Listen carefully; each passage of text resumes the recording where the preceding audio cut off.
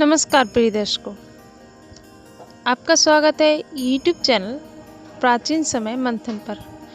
प्रिय दर्शकों, आज हम आपके लिए एक बहुत ही बेहतरीन कहानी लेकर आए हैं।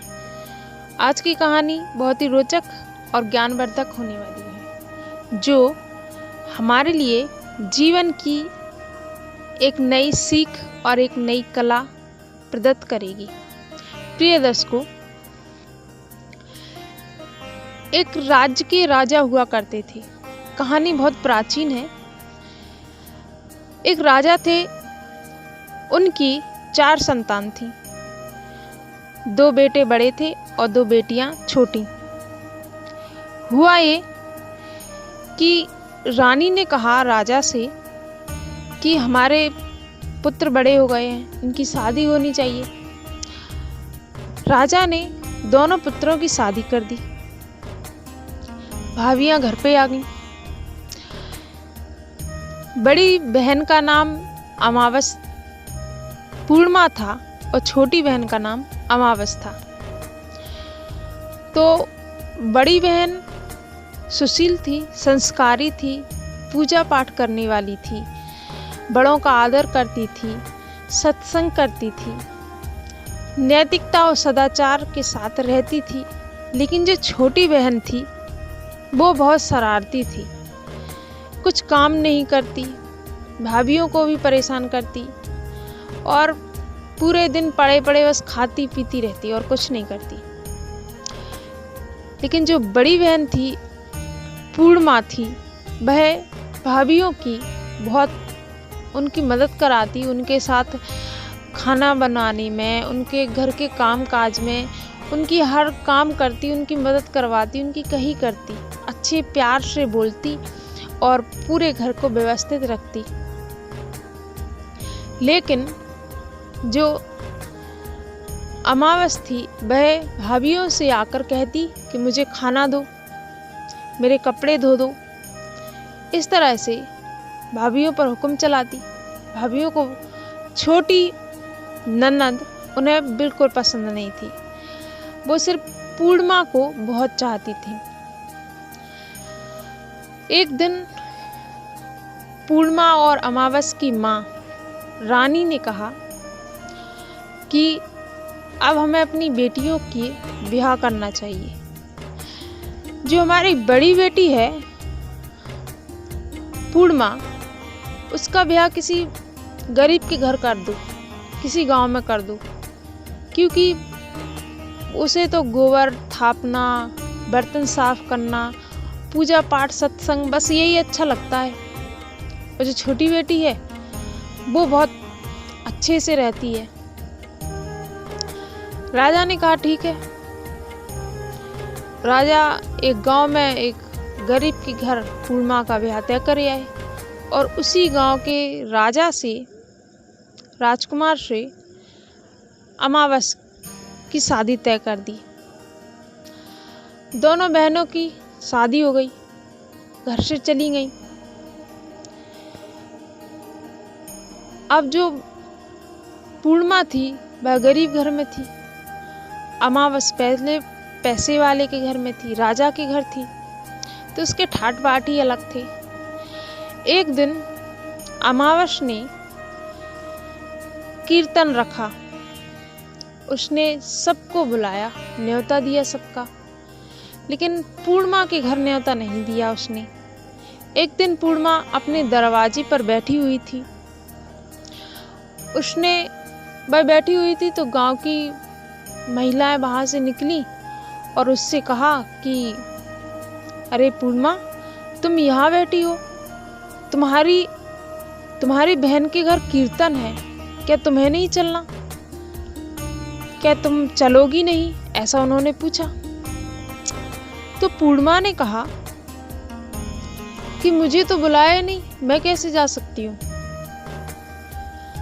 उन औरतों ने कहा कि अरे, तुम्हें नहीं बुलाया तो क्या हुआ?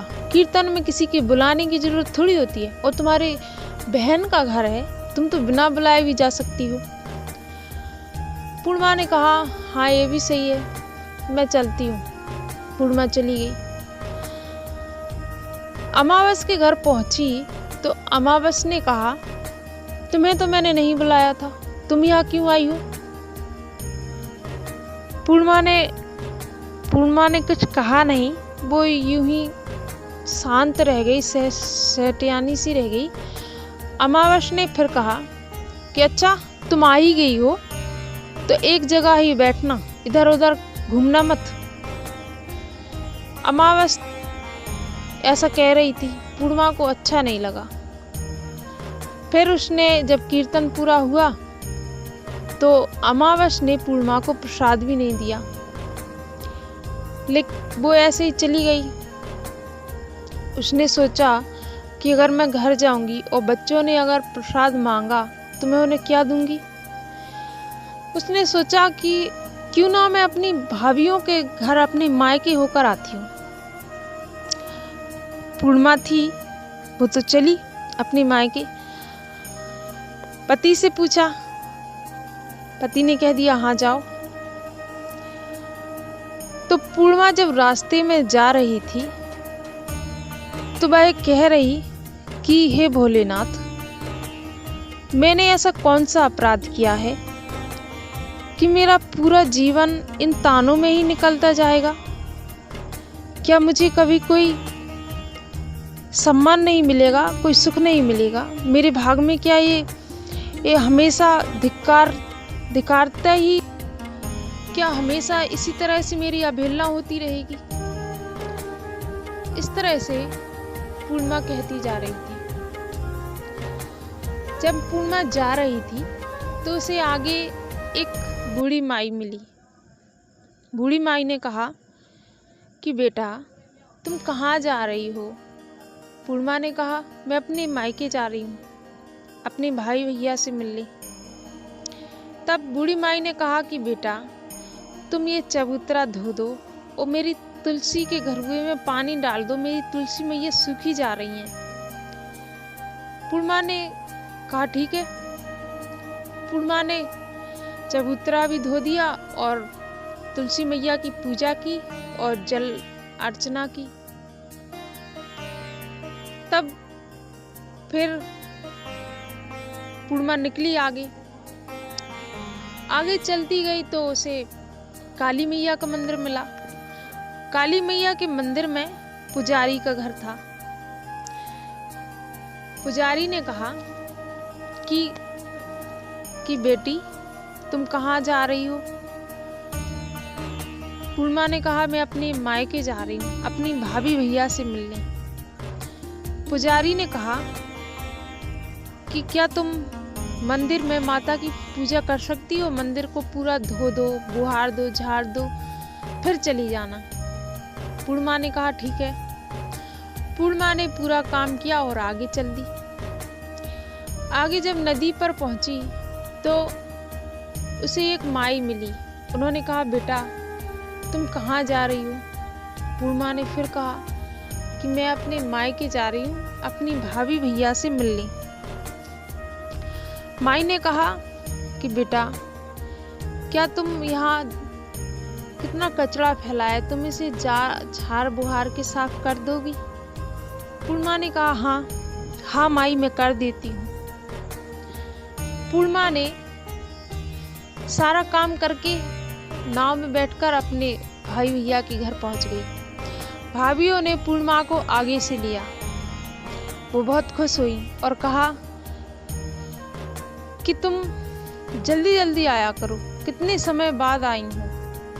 और पूर्णिमा को आगे से ले जाकर घर में ले गई, प्रेम से बिठाया, खाना खिलाया और फिर पूर्णिमा वहीं रात रुक गई। जब सुबह हुई तो पूर्णिमा अपने घर को चल दी। भाभियों ने कहा कि रुको। भाभी ने कहा कि बहन तुम ये कुछ सामान ले जाओ और इस थैले को ना घर जाकर ही खोलना। पूर्णिमा अपने साथ वो थैला ले गई। फिर आगे चली तो गंगा नदी पर बैठी वो माई मिली। उन्होंने कहा कि तुम ये थैला ले जाओ, तुमने मेरी कितनी मदद की थी, इसलिए मैं तुम्हें कुछ देना चाहती हूँ। तुम ये थैला ले जाओ और इसे घर जाकर ही खोलना। पूर्णिमा थी तो आगे चल दी। आगे निकली तो काली माई का मंदिर मिला। पूर्णिमा ने काली माई के मंदिर में पुजारी ने कहा कि ये थैला ले जाओ और इसे घर जाकर ही खोलना। तुमने मेरी कितनी मदद की थी, इसलिए मैं तुम्हें कुछ देना चाहता हूँ। पूर्णिमा ले गई। आगे गई तो बूढ़ी माई मिली। उन्होंने भी एक थैला दिया और कहा घर जाकर खोलना, और पूर्णिमा अपने घर ले आई। पूर्णिमा ने घर जाकर उन थैलों को खोला तो सबसे पहले उसने अपने मायके का थैला खोला। उसमें से बच्चों के लिए मिठाइयाँ और कपड़े निकले। फिर उसने गंगा माई का थैला खोला, उसमें से सोना और चांदी निकला।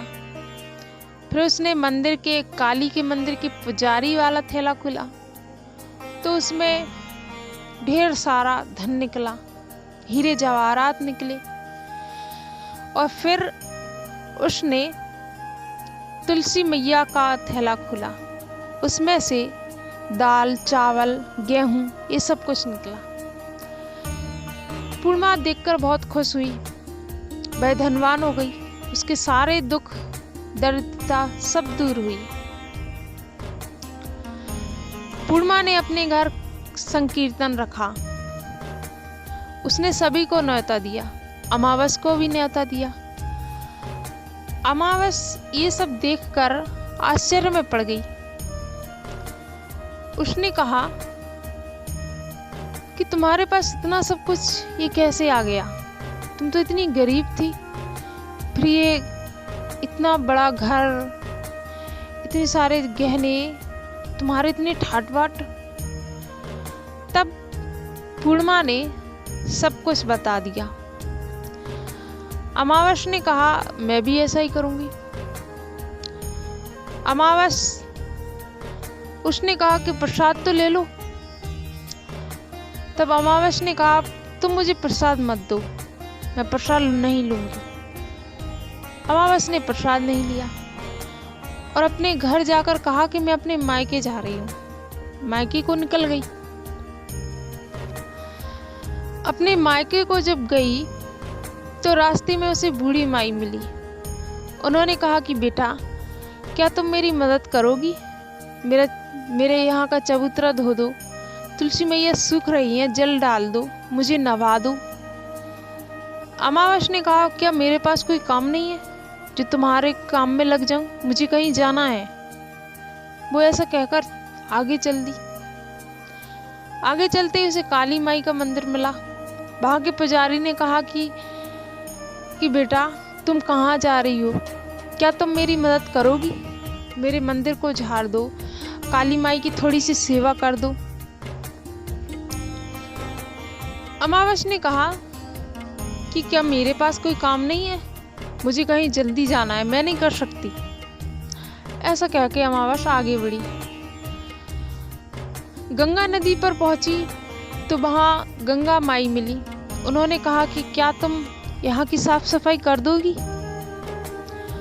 अमावस ने साफ मना कर दिया और अपने मायके पहुंच गई। मायके जब गई तो भाभियों ने कहा ये कहाँ से आ गई? ना तो कुछ कराती है, ना तो कुछ काम धाम करती है, बस हुक्म चलाती रहती है। भाभियों ने कुछ ज़्यादा उससे कहा नहीं और अमावस वहीं रात रुक गई। जब सुबह हुई तो वह अपने घर को चल दी। भाभियों से कहा तुम मुझे कुछ दोगी नहीं? भाभियों ने कहा कि हम तुम्हें क्या दे सकते हैं, तुम्हारे पास तो सब कुछ है। ऐसा कह दिया भाभियों ने तो अमावस चली आई। और जब अमावस गंगा नदी पर आई तो अमावस ने माई से पूछा कि क्या तुम्हें मुझे कुछ देना नहीं है? तब माई ने कहा कि नहीं, मुझे तुम्हारे लिए कुछ नहीं देना। फिर वह आगे चली। आगे चलती गई तो काली माई का मंदिर मिला। उन्होंने भी कुछ नहीं दिया। और बूढ़ी माई ने भी कुछ नहीं दिया। उसने कहा कि ये इन लोगों ने मुझे कुछ दिया क्यों नहीं। वो ऐसा सोचते हुए घर को चल दी और घर जाकर जब उन लोगों से उसने जिद की कि मुझे कुछ दे दो, तो उन्होंने भी एक एक थैला दे दिया और उसने कहा मैं भी इन थैलों को घर जाकर ही खोलूंगी। और जब उसने घर जाकर उन थैलों को खोला तो उन थैलों में कंकड़ पत्थर और सांप बिच्छू निकले। वह उन्हें देखकर बहुत दुखी हुई, बहुत परेशान हो गई और उसने पूर्णिमा से पूछा कि तुम्हें तो इतना कुछ मिला था, मुझे उन लोगों ने कुछ नहीं दिया। पूर्णिमा ने कहा कि तुम्हें इसलिए नहीं मिला क्योंकि तुम अपने अहंकार में थी, दीनता नहीं थी, उन लोगों की मदद करने का कोई भाव नहीं था। तब पूर्णिमा के ऐसे कहने पर अमावस पछताने लगी और उसने उसी दिन से अपनी सादगी भरा जीवन शुरू किया और भगवान की पूजा पाठ और एक आदर्श जीवन बिताने लगी। प्रिय दर्शकों, आपको कहानी पसंद जरूर आई होगी। हमारे चैनल को सब्सक्राइब कर लीजिए और वीडियो को लाइक जरूर कर दीजिए। तो प्रेम से कहिए हर हर महादेव।